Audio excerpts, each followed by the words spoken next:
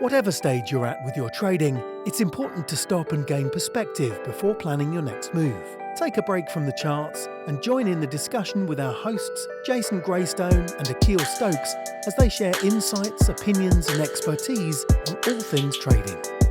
Grab a coffee, pull up a chair and join the Trader Coffee Break. All right, welcome to the Trader Coffee Break. I'm Jason Graystone. I'm Akil Stokes. And it's good to be back. Last week, first of all, I just want to say thank you to everyone that tuned in. It was a phenomenal response to the first premiere. And obviously we're premiering this one, so we're engaging in the chat with you guys right now. But going forward, we're going to be doing these things live. So I just want to say thanks to everyone who's taken the time to be here. I hope you're getting value. We certainly enjoyed doing it. And it's that time again. So we've got the coffee. We're taking a little break and we're going to be talking about more trading topics. Big mug today. I'm Akil's ditched the mugs. He's just on the thermos flask. Well, as you know, we've got a big event that is happening this week, and then by the time you guys are hearing this, it's already wrapped up. But typically, when we do our workshops, it's coffee time. So I figured I'd get an early start and break out the big boy. Definitely.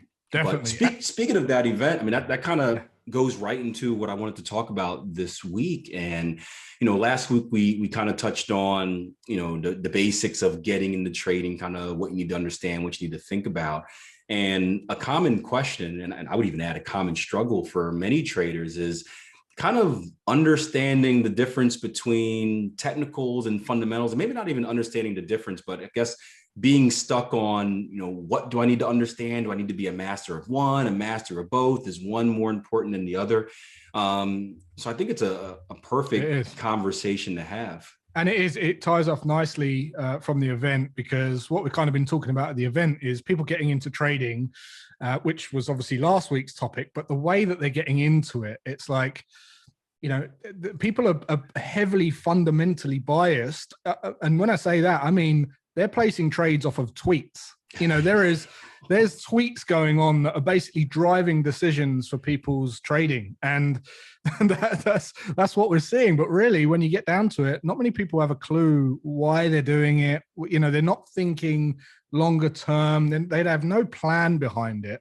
And it's pure hype driven trading. It's off of, that's not even fundamental trading, is it? No, it's just influencer I don't even know what it's called. Trading. It's a new, influencer trading. It's a new type of, unless it's the 2021 version of fundamental trading, but it's a major issue. And before I forget, we should shamelessly plug it. The recordings of the workshop are going to be available probably for a few weeks. We haven't decided it, but at least until the end of the month. So if you guys haven't checked it out already, just head over to our website, www.tier1trading.com. There'll be a link in the description box below as well. You can sign up. We'll shoot you the recordings for the full 3-day workshop, 100% free. I would just say do it as quickly as possible, because again, I don't know how long it's going to be up. And I don't know about you, Jason. I hate getting the emails like a month later. Hey, I missed the event. Can I see it? And it's like, no. I watched day one. Where's Where's day two? Where's day three? Yeah. So no, definitely go and grab that. That's a good point. Go and grab the recordings, guys. Our events are, usually well received. So yeah, we want to take you on this kind of journey as we're meeting for coffee. What we're doing is we're kind of discussing all trading topics, but we want to do it in some kind of fashion, some kind of order that is going to be valuable. And obviously we discuss getting into trading. What I want to talk about, what me and Akil want to talk about this week is the difference between technicals and fundamentals, because as we said, there's a lot of people believe that you have to just trade off of fundamentals. There's lots of people that look at technicals. So I guess we just want to give you some insights and some opinions on the two and the differences between the two, and what we've seen working with a lot of traders, and what we believe is a good blend or a good mix or a good approach, so that by the end of this discussion, but by the time you finish your coffee here, you're going to be a bit more well equipped to move forward and consider what we're telling you. So what do you, I think the first thing that would be useful to talk about is the problems with fundamentals and the problems with technicals, because obviously with fundamentals, Akil, obviously the biggest thing that comes to mind is knowledge, right? The vast knowledge of being an economist, knowing about the health of each country, and the time that it would take you to learn all of that stuff, right? Yeah, I mean, that's the biggest, and it's especially in Forex, right? I come from a stock market background where it's a little bit easier. There's a specific focus on a specific sector, and typically things kind of piggyback on each other. So you have one big, one major fundamental event, and you'll see a whole sector kind of follow that, up or down, what have you. Difficult thing in Forex specifically, and is that we're dealing with so many different economies around the world, and it's not just judging good news, bad news. It's judging good news, bad news, but in comparison to another economy's good news or bad news, and especially the last couple of years, like everyone has bad news, like which bad news is worse than the good news, but they're showing signs of this could be good compared to their bad. And the fundamental traders I've spoken to in the past have really told me that, if you want to be a successful trader that uses solely fundamentals, you really need an army. Like you need a team of people that are, hey, Jason, you're specifically worried about the UK. I'm specifically worried about the US. We got Austin over there specifically worried about what's happening in Australia. And you're really having these meetups where we come together, we each share our ideas, and you make your decision off of that.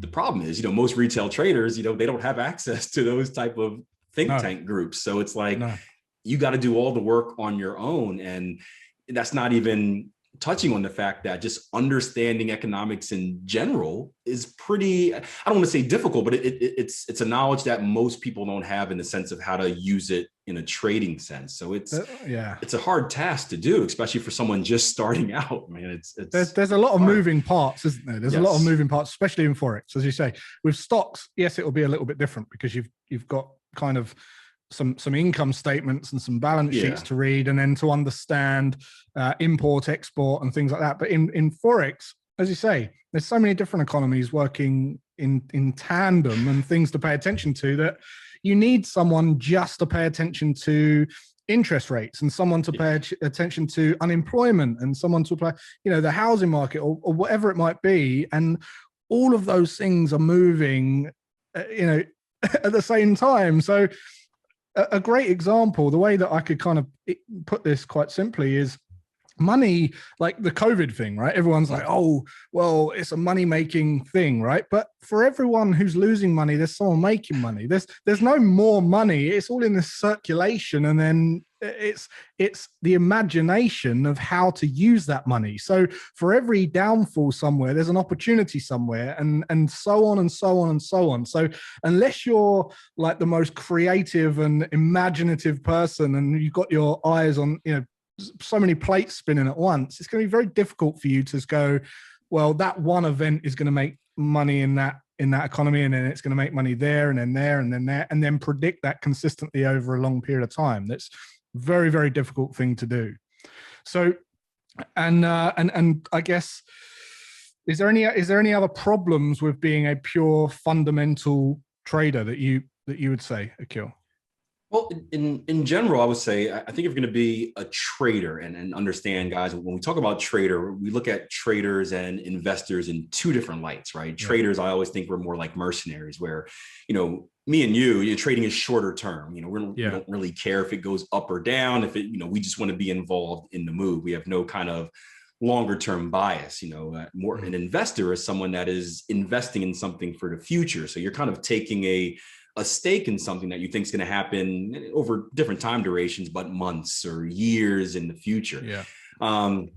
When it comes to trading, fundamentals is going to be very difficult because it's not necessarily driving short-term moves. Like, you'll see short-term boost off like crazy events or natural disasters, or, ECB president comes out and says something like that. But the short-term moves aren't really driven by fundamentals. And I think a big thing that traders get into, and this goes back to the tweet thing as well, is they try to use those fundamental events to predict kind of like short-term moves. Yeah. And they get burnt by it because, even though they may be right bigger picture, they don't survive long enough to see that happen. Where a trader, we're more in and out. And I've always thought like this, I think both are important. You can ask the question, is one more important than the other? Does the market, I used to kind of think back when I was very stubborn that it was technicals only or fundamentals only, and one doesn't exist. And the truth is they both move the market. I always think is fundamentals as being kind of like the driver, technicals being the destination. The technical analysis will tell you where the market is most likely to go, short term, long term. You can look at the charts and it's a visual representation of everything that's happening. It will tell you that. Fundamentals can just get the market to that level quicker or slower, depending on what's going on. But it's amazing every time you see these big fundamental announcements. It's always a coincidence how they tend to stop right at key technical levels and turn around. And it's like, isn't that amazing? It's like, no, that's technicals do matter in the market. Definitely. And what you said about not having a long-term or perspective, I think, is a key word for traders or investors to make money consistently. Having a broad time horizon and having a macro view or a bird's eye view on the market. Take Bitcoin, for instance, right? Because that's right in the press right now. It's crashing. It's probably one of the smallest crashes in Bitcoin since inception.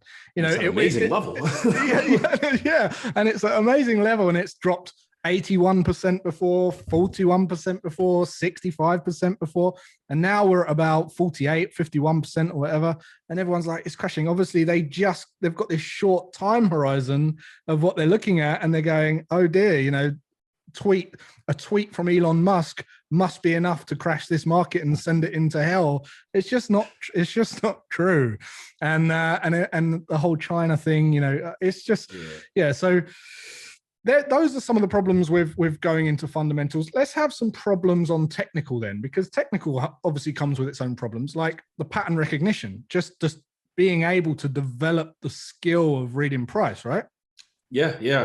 Technicals is certainly a skill. And I think it's important to understand that it's a skill, because it's not, you're not genetically born with this ability to recognize patterns. You can be taught it. It's not like a professional basketball player where if you're not at least 6'5", you don't have a chance. You can teach yourself this. I think the problem is it's not memory, right? It's not memory, or it's pattern recognition. Yeah, exactly. You can train it. You can develop your RAS. I think one of the biggest issues that we see, and we talked about this during the workshop, is that one, people don't want to put in the work, but I think people think it's as simple as just finding the magic pattern. So you can take like a common one, it's like a double top, where it's like, and I did this mistake where once I learned about double tops, I'm like, oh, that makes sense. To retest the structure, hold. I went out recklessly with my money, tried to trade every double top I saw. Double top. Yeah. And I had never lost money so quick in my life. And I'm like, why doesn't it work? And it's understanding that the pattern is important. Yeah. But it's important, kind of like, again, perspective. It's important at key levels. It's not just important in its own right. Yeah. And again, I think most traders that you mentioned before, they don't necessarily have that perspective of kind of macro and micro, big picture, small picture of how everything works together. So I think that's one of the issues on technicals. Do you see any commonly? I don't want to see a lot. I think a problem would be the time to put in to consistently do that training, that RAS training. So time, I guess, is a problem, because it takes time to learn economics, but it also takes time to learn pattern recognition and learn and build discretion and kind of get a feeling for the breathing patterns of the market. I think that's kind of the best way to. It's like learning a new language, isn't it? It's learning a new language, which is completely foreign. And just takes reps and reps and reps and reps. So unless you've got a lot of time to dedicate to that, I think it can be quite difficult. I think that's probably a problem for a lot of traders. I can tell you what, just like learning a new language, it's much different. You mentioned experience, much different learning a new language from the book versus learning it and actually being in a country. Right? There's a difference between learning, I learned French in school. Yeah, right. If I were to go to France and try to speak it, it's slightly different. And again, that's that experience, getting a feel for the slang, the rhythm, the intuition. And there's no shortcut for that. I mean, if you have a trading coach or a trading mentor, they can kind of poke you in the right direction on, hey, pay attention to this or ignore that. But either way, it's going to take time in the market. And I guess the theme of everything, right, goes back to time. This is an investment in your future. It takes time. It's not a shortcut, as you mentioned last week. It's so true. I trained as an electrician at college, and when we did the theory, obviously, which is all good, all theory out of a book, and then the practical was just in these cubicles where everything had been created perfectly. There was no problems. There was no electric shocks there. There was no plaster falling down and pipes bursting.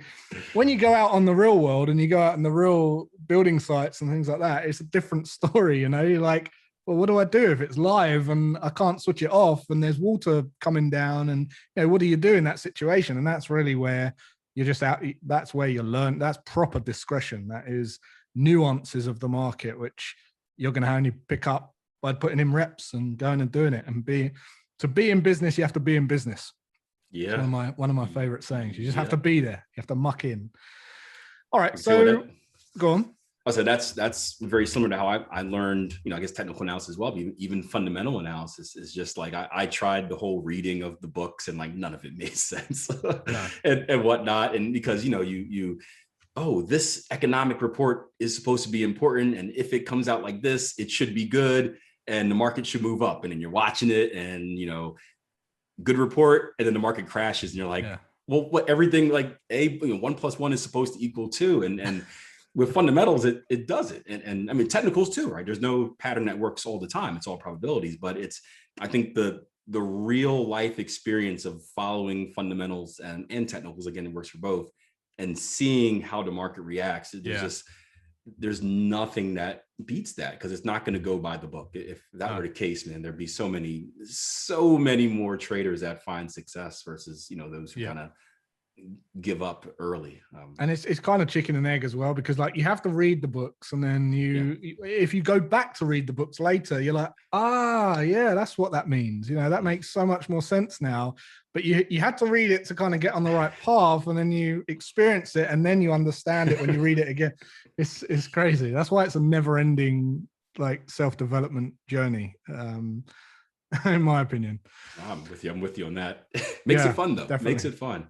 Definitely. So the great thing about this is, look, you don't have to technical analysis. Anyone who's cut out to be a trader. Let's just assume you've got the right kind of personality profiles and, you're the right type of ilk of person. And we'll cover that in maybe another session, but let's just assume that you're the right person and you can trade. Any one of those people can become a technical trader. Any one of those people can be, because it's reading, it's learning patterns, and that's all it is.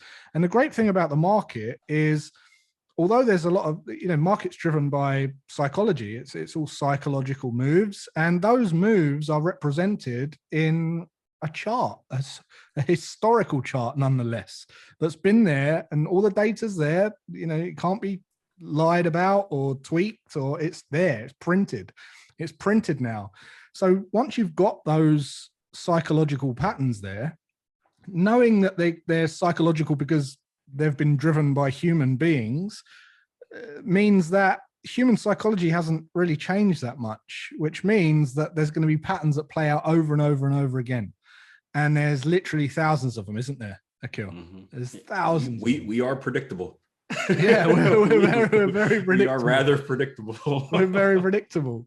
But having thousands of patterns, that then leads to the kind of problem that there is structure, and certain things that happen in the market is very subjective.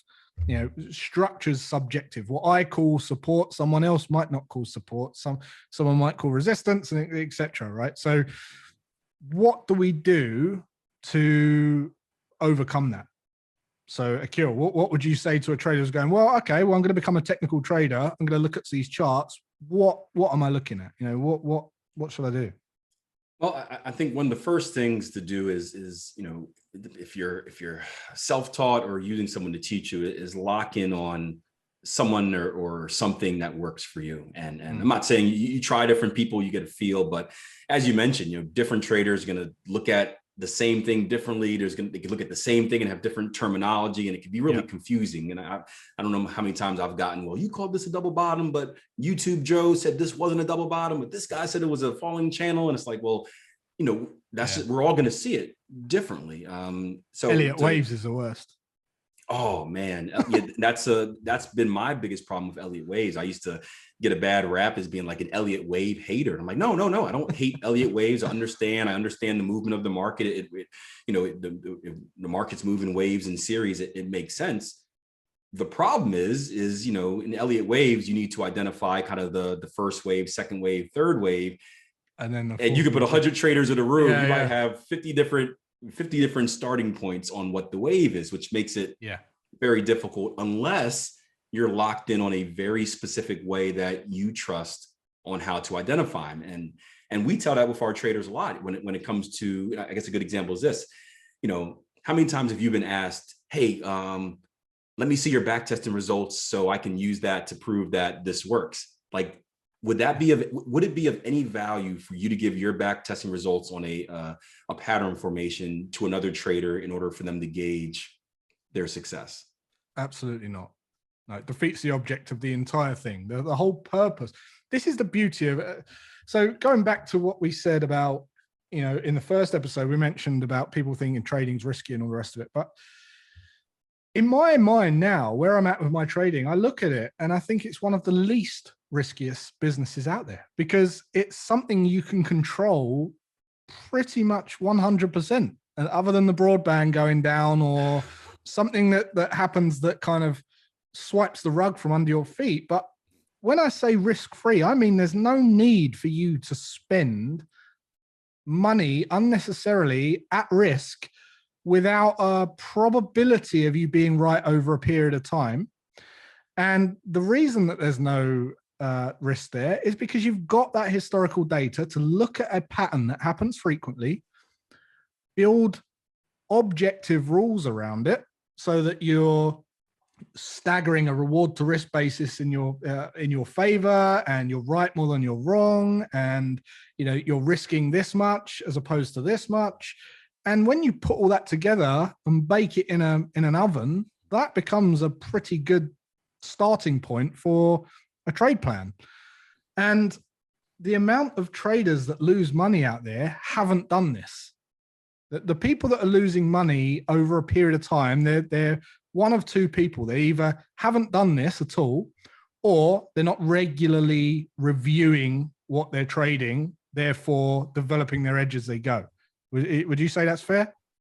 Yeah, 100%. And I think it's a problem. Either one is a problem. It's not doing the work, putting the time in, right? People think, it's get rich quick. They don't see the years and the hours. We both got pictures of our wives catching us like passed out during the back testing phase. So we spent like 12 hours at a computer. No one wants to see anything in life, even building a business. No one wants to see the struggle part, but that's true. And I think the bigger emphasis, like you said, is continuing to extract and exploit and grow that edge, because market conditions do change. Your strategy, your system is not going to work exactly the same as it always have. Just like businesses aren't going to, COVID is a perfect example, right? Businesses had to make a lot of changes. And you've mentioned this numerous times. A lot of those changes probably should have been made well before COVID occurred, just as becoming, more efficient with the technology that we have. Evolving. But so if you're not constantly doing that, and it doesn't mean massive changes necessarily, again, small tweaks, right? But if you're not doing that, your edge is going to deplete, or it runs the risk of depleting. And if that happens, you're in trouble, especially if you don't know it. If you know it, you can take steps to do something about it. If you don't know it, you're death screwed. By 1,000 cuts, right? Death by 1,000 cuts. It's like, what's gone wrong? Like, what the hell do I even need to tweak now? I've not kept my eye on any of it. So it's like all the staff running off with your money and nicking $10 out the till. Someone ordering, for doing their private jobs and all this kind of stuff. And you're like, wow, what happened? And then you have to start from scratch, which means you just go, I'm not doing that again. And that really goes back to what we said at the beginning of this episode is, if that is why you can't just take a strategy off the shelf and go and trade it happily into the sunset. Every successful trader I know has learned how to read technical, how to become a technical analyst, and then develop the edge by going and making it theirs. Basically creating their own rules that suit their life, where they are, what time of day they can trade it and what time frame, and then allowing it to suit their personality, meaning that they're right more than they're wrong, or they're okay being wrong more than they're right because they've got a larger reward to risk profile, and so on and so on and so on. So that's going to be different for every single person. Every single trader is going to have a different tweak to their system. And that's the only way that it's going to be easy enough for you to trade it, because trading basically it forces you to go against everything you want to do, like naturally. That's what it does. It wants to take your money. The market wants your money, and that is it. It's only you who can stop that happening over time. Yeah. And going back real quick, just, we didn't touch on this too much on the fundamental versus technicals. And I do have a technical bias. I think we both have a technical bias. They can both be used together. They're both important. But, one of the things that you mentioned about the technicals is you have the proof there. You have the historical proof. And people will say all the time, well, historical data doesn't mean anything because anything can change in the future. And that's BS. The best way to predict, the only way to predict the future is to look at historical data. You look at sports betting, for example, or anything else in life, right? You make a future prediction based on what has consistently occurred in the past, understanding that it may not occur the exact same way, but the probabilities, right? It's not going to be exact. Which is all we've got. Yeah, that's all we have. We're working with what we have. It's like hiring an employee, right? An employee with a good track record, you would expect them to continue to have a good track record. You hire an employee with a bad track record, you get what you get. The fundamentals, what was tough about the fundamentals for me, this is back in my days where I would try to trade like non-farms and just like, oh, I think it's going to say this and trade it, is I had no historical proof of it was a crapshoot. Like a fundamental event can come out, and this is short-term trading. Fundamental event can come out, and there was no probability off of what I was basing my decision off of. It was basically crossing my fingers and hoping it goes in my direction this way, and that is no way to trade. So I just wanted to touch on that because what you mentioned about historical testing and seeing the patterns and knowing that they are reliable. Don't underestimate that. It's the most important thing we have. That's our edge. That is our edge.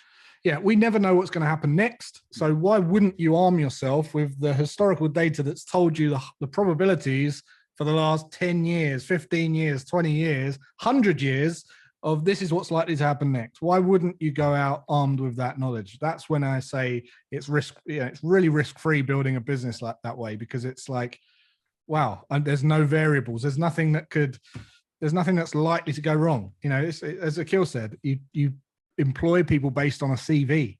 You don't employ people who just walk in off the street and go, give me a job. It just doesn't work. It doesn't work that way. So awesome. I think the way to wrap this up would be to say, if people are thinking about fundamentals, technicals, what would we advise them? What would be the approach that we would say?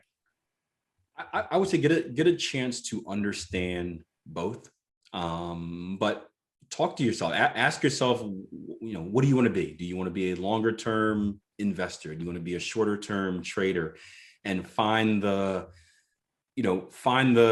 path that best suits that. I would also give a book recommendation. The best book I've ever read on just, I guess you can call it in the fundamentals, Basic Economics by Thomas Sowell. Yeah, it's a big one. It's a thick one, but I learned more in that book than I did in economics classes in college. And there's no math in that book at all. And I think it's a famous book for being very simple, right? Yeah, and I think the best thing that you can pull from that book is that economics is not about numbers, right? It's about relationships and making predictions, right?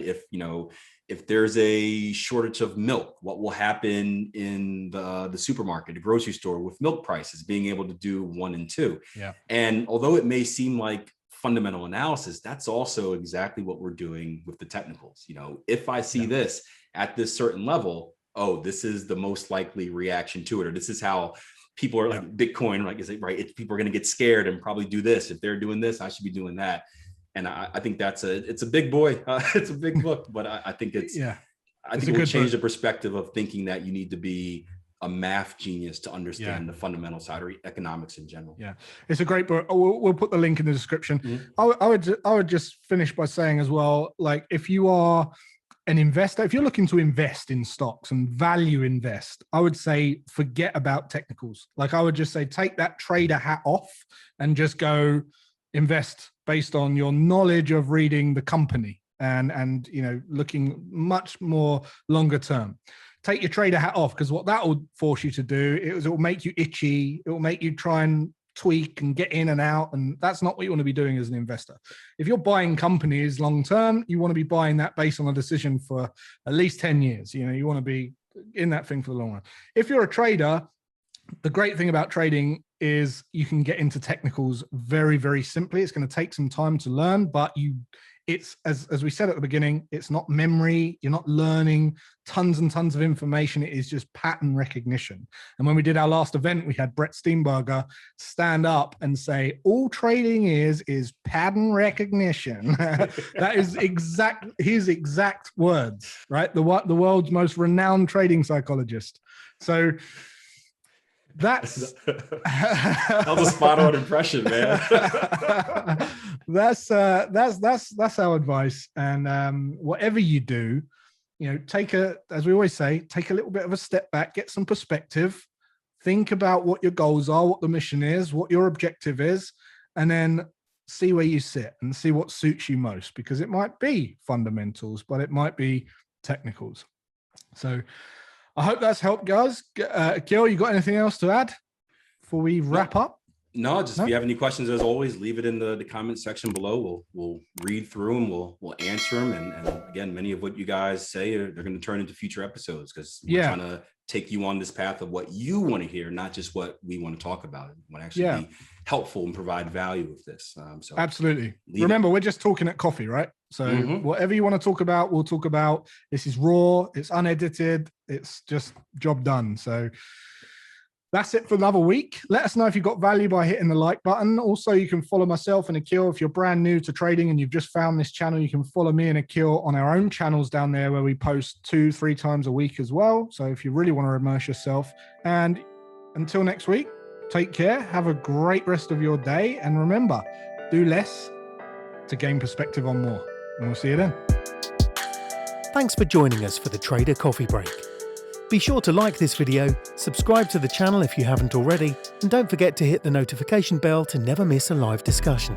Follow our hosts on social media. And remember, do nothing to gain perspective on everything. See you next week.